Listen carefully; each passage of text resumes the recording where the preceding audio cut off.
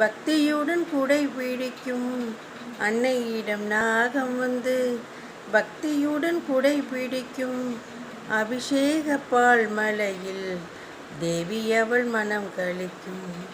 நம்பி வரும் எல்லோருக்கும் நல்லதொரு வழி பிறக்கும். நாயகியின் திருவருளே பொன்னான வாழ்வளிக்கும், பொன்னான வாழ்வளிக்கும். ஆதிபரமேஸ்வரியின் ஆலயமே வேற்காடு. அன்னை அவள் திருப்புகழை தினம் தினம் நீ பாடு.